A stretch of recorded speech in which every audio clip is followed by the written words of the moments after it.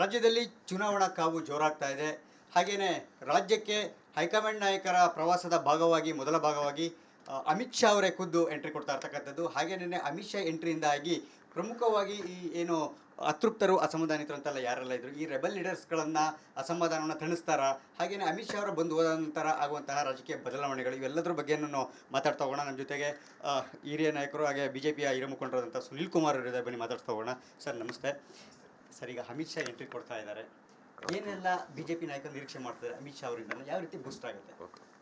ಚುನಾವಣಾ ಪ್ರಚಾರಕ್ಕೆ ಅಮಿತ್ ಶಾ ಅವರು ಕರ್ನಾಟಕದ ಮುಖಾಂತರ ಪ್ರಚಾರವನ್ನು ಆರಂಭ ಮಾಡುತ್ತಾ ಇರುವಂಥದ್ದು ಸಹಜವಾಗಿ ನಮ್ಮೆಲ್ಲರ ನಡುವೆ ಉತ್ಸಾಹವನ್ನು ಮೂಡಿಸಿದೆ. ಒಂದು ದೊಡ್ಡ ರಾಜಕೀಯ ಪಕ್ಷವಾಗಿ ಸಾಕಷ್ಟು ಜನ ಆಕಾಂಕ್ಷಿಗಳಿರುವಂಥ ಸಂದರ್ಭದಲ್ಲಿ ನಮಗೆ ಆಕಾಂಕ್ಷಿಗಳ ಪಟ್ಟಿಯೂ ದೊಡ್ಡದಾಗಿದೆ. ಟಿಕೆಟ್ ಪ್ರಕಟ ಆದ ನಂತರ ಕೆಲವರು ಅಲ್ಲಲ್ಲಿ ಅಸಮಾಧಾನದ ಮಾತುಗಳನ್ನು, ನೋವಿನ ಮಾತುಗಳನ್ನು ಕೂಡ ಹೇಳಿದ್ದಾರೆ. ಇದೆಲ್ಲದನ್ನು ಕೂಡ ಸರಿ ಮಾಡುವಂಥ ಪ್ರಕ್ರಿಯೆ BJPನಲ್ಲಿ ಖಂಡಿತ ಇದ್ದೇ ಇದೆ. ಸ್ಥಳೀಯವಾದಂಥ ಕಾರ್ಯಕರ್ತರ ತಂಡ, ರಾಜ್ಯದ ತಂಡ, ರಾಷ್ಟ್ರೀಯ ನಾಯಕರು ಇವರೆಲ್ಲರೂ ಕೂಡ ಒಟ್ಟಾಗಿ ಸೇರಿಕೊಂಡು ಆ ರೀತಿ ಯಾರಾದರೂ ಬೇಸರ ಆಗಿದ್ದರೆ, ಅಸಮಾಧಾನ ಆಗಿದ್ದರೆ ಅಂಥವ್ರನ್ನ ಕರೆದು ಮಾತನಾಡುವಂಥ ಒಂದು ಪದ್ಧತಿ ನಮ್ಮ ಪಾರ್ಟಿಯಲ್ಲಿ ಇದ್ದೇ ಇದೆ. ಅದನ್ನು ಖಂಡಿತ ನಾವು ಈಗಲೂ ಮಾಡ್ತಾ ಇದ್ದೀವಿ, ಅದನ್ನು ಮುಂದುವರಿಸ್ತೇವೆ. ಬಹುಶಃ ಅಮಿತ್ ಶಾ ಅವರು 2ನೇ ತಾರೀಕು ಬಂದಂಥ ಸಂದರ್ಭದಲ್ಲಿ ಈ ರೀತಿಯಾದಂಥ ಕೆಲವು ವ್ಯಕ್ತಿಗಳ ಜೊತೆಗೂ ಕೂಡ ನಾವು ಮಾತುಕತೆಯನ್ನು ಮಾಡಬೇಕು ಅಂತ ಯೋಚನೆಯನ್ನು ಮಾಡಿದ್ದೇವೆ. ಒಟ್ಟಾರೆ ಯಾವುದೇ ಸಣ್ಣ ಸಮಸ್ಯೆಯೂ ಇಲ್ಲದಂತೆ ಕರ್ನಾಟಕದಲ್ಲಿ ಒಂದು ದಿಗ್ವಿಜಯದ ಚುನಾವಣೆಯನ್ನು ನಾವು ಎದುರಿಸ್ತೇವೆ. 28ಕ್ಕೆ 28 ಚುನಾವಣೆಯನ್ನು ಗೆಲ್ಲಬೇಕು. ಅದಕ್ಕೆ ಬೇಕಾದಂಥ ಪೂರ್ವ ಸಿದ್ಧತೆಯನ್ನು ಸಂಪೂರ್ಣ ಮಾಡಿಕೊಳ್ಬೇಕು. ಅಮಿತ್ ಶಾ ಅವರ ಮಾರ್ಗದರ್ಶನ 2ನೇ ತಾರೀಕು ನಮಗೆ ಸಿಗುತ್ತೆ ಅಂತ ನಾನು ಅನ್ಕೊಳ್ತೇನೆ. ಇದೇ 4 ಕ್ಷೇತ್ರಗಳ ನಾಯಕರ ರೆಬಲ್ ಲೀಡರ್ಸ್ಗಳ ಭೇಟಿ ಅಷ್ಟೇನಾ, ಅಥವಾ ಈಶ್ವರಪ್ಪ ಅವರು ಏನಾದ್ರು ಬರ್ಬೋದಾ ಸರ್?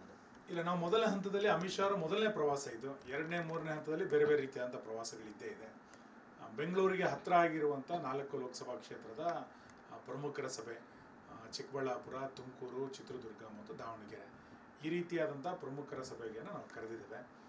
ಇಲ್ಲಿನ ಸಮಸ್ಯೆ ಇದೆ ಅನ್ನೋ ಕಾರಣಕ್ಕೆ ಮಾತ್ರ ಅಲ್ಲ, ಬೇರೆ ಕಡೆಗಳಲ್ಲಿ ಬೇರೆ ರೀತಿಯಾದಂಥ ಸಮಾವೇಶ, ಅಲ್ಲಿ ಕಾರ್ಯಕರ್ತರ ಪ್ರಮುಖರ ಜೊತೆಗೆ ಮಾತುಕತೆಯನ್ನು ಮಾಡಿ, ಅಮಿತ್ ಶಾ ಅವ್ರ ಜೊತೆಗೆ ಮಾತುಕತೆ ಅಂತಂದರೆ ಅದೊಂದು ಉತ್ಸಾಹ.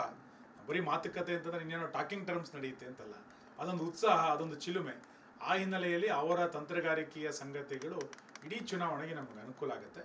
ಆ ಹಿನ್ನೆಲೆಯಲ್ಲಿ ಪ್ರತ್ಯೇಕವಾದಂಥ 4 ಲೋಕಸಭಾ ಕ್ಷೇತ್ರದ ಪ್ರಮುಖರ ಜೊತೆಗೆ ಸಭೆಯನ್ನು ಜೋಡಿಸಿದೆ. ಬೆಂಗಳೂರಿನ 3 ಲೋಕಸಭಾ ಕ್ಷೇತ್ರಗಳು, ಚಿಕ್ಕಬಳ್ಳಾಪುರ ಲೋಕಸಭಾ ಕ್ಷೇತ್ರ, ಇವರನ್ನ ಒಳಗೊಂಡಂಥ ಒಂದು ಕಾರ್ಯಕರ್ತರ ದೊಡ್ಡ ಸಮಾವೇಶ ಅರಮನೆ ಮೈದಾನದಲ್ಲೂ ಕೂಡ ನಡೆಯುತ್ತೆ. ಅದು ಸಹಜವಾಗಿ ದೊಡ್ಡ ಪ್ರಮಾಣದಲ್ಲಿ ಕಾರ್ಯಕರ್ತರಿಗೆ ಉತ್ಸಾಹವನ್ನು ಮೂಡಿಸುತ್ತೆ. ಸರ್, ಬೆಂಗಳೂರಲ್ಲಿ ಸಮಾವೇಶ ನಡೆಯೋದಕ್ಕಿಂತ ಹೆಚ್ಚಿನದಾಗಿ ಚನ್ನಪಟ್ಟಣ ಕುತೂಹಲದ ಕೇಂದ್ರ ಆಗಿರ್ತಕ್ಕಂಥದ್ದು. ಈಗ ಅಮಿತ್ ಶಾ ಅವರು ಚನ್ನಪಟ್ಟಣದಿಂದಲೇ ಪ್ರವಾಸವನ್ನು ಶುರು ಮಾಡ್ತಿರ್ತಕ್ಕಂಥದ್ದು, ರೋಡ್ ಶೋ, ಸಮಾವೇಶ ಇರ್ತಕ್ಕಂಥದ್ದು ಭಾಳ ಕುತೂಹಲ. ಯಾಕೆ ಸರ್ ಈ ಸಮಾವೇಶ ಅದು ಚನ್ನಪಟ್ಟಣದಿಂದ ಶುರು ಯಾಕೆ ಅಂತ? ಚನ್ನಪಟ್ಟಣದಕ್ಕೆ ಅದಕ್ಕೊಂದು ವಿಶೇಷವಾದಂಥ ಕಾರಣ ಇದೆ. ಅಲ್ಲಿಯ ಬೆಂಗಳೂರು ಗ್ರಾಮಾಂತರದ ಲೋಕಸಭಾ ಸದಸ್ಯರು ಈ ದೇಶವನ್ನು ತುಂಡು ಮಾಡ್ತೇನೆ, ದೇಶವನ್ನು ವಿಭಜನೆ ಮಾಡ್ತೀನಿ ಎನ್ನುವಂಥ ಹೇಳಿಕೆಯನ್ನು ಕೊಟ್ಟಂಥವ್ರು. ದೇಶವನ್ನು ತುಂಡು ಮಾಡ್ತೇವೆ ಅಂತೇಳಿ ಕಾಂಗ್ರೆಸ್ಸಿನ ಸಂಸದ ಹೇಳಿಕೆ ಕೊಟ್ಟ ನಂತರವೂ ಕೂಡ ಒಬ್ಬರೇ ಒಬ್ಬ ಕಾಂಗ್ರೆಸ್ಸಿನ ನಾಯಕರು ಅದನ್ನು ತಿರಸ್ಕರಿಸಲಿಲ್ಲ, ಅದನ್ನು ಖಂಡಿಸಲಿಲ್ಲ.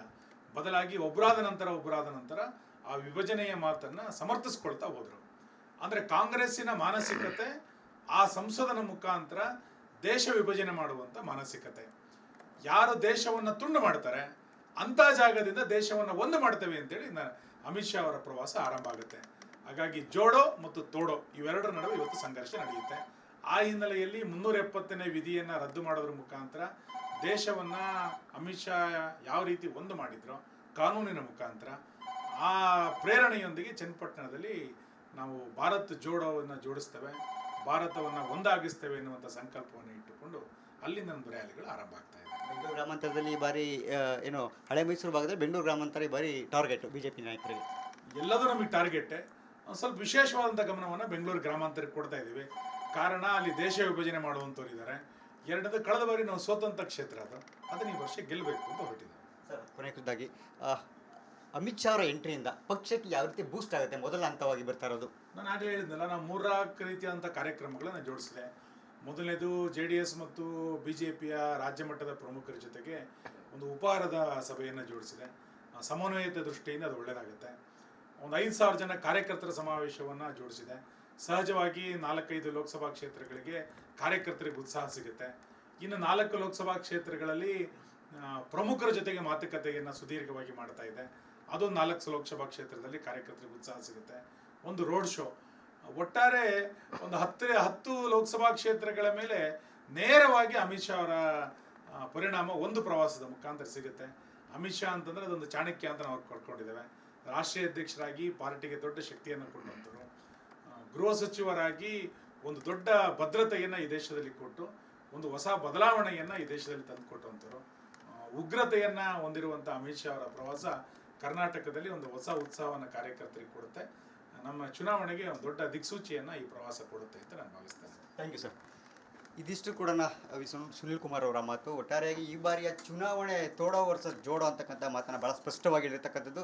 ನೋಡೋಣ ಅಮಿತ್ ಶಾ ಹೋದ ನಂತರ ರಾಜ್ಯ ಬಿಜೆಪಿಯಲ್ಲಿ ಯಾವಷ್ಟರ ಮಟ್ಟಿಗೆ ಬೂಸ್ಟಪ್ ಆಗುತ್ತೆ. ಹಾಗೆಯೇ ಅತೃಪ್ತ ನಾಯಕರು ಎಲ್ಲರನ್ನೂ ಕೂಡ ಶಮನ ಆಗಿ ಎಲ್ಲರನ್ನೂ ವಿಶ್ವಾಸಕ್ಕೆ ತೆಗೆದುಕೊಳ್ಳುವಂಥ ಪ್ರಯತ್ನ ಸಕ್ಸಸ್ ಆಗುತ್ತಾ ಅಂತಕ್ಕಂಥದ್ದನ್ನು ಕ್ಯಾಮ್ರಾ ಪರ್ಸನ್ ಕೃಷ್ಣ ಜೊತೆ ಸುರೇಶ್, ರಿಪಬ್ಲಿಕ್ ಕನ್ನಡ, ಬೆಂಗಳೂರು.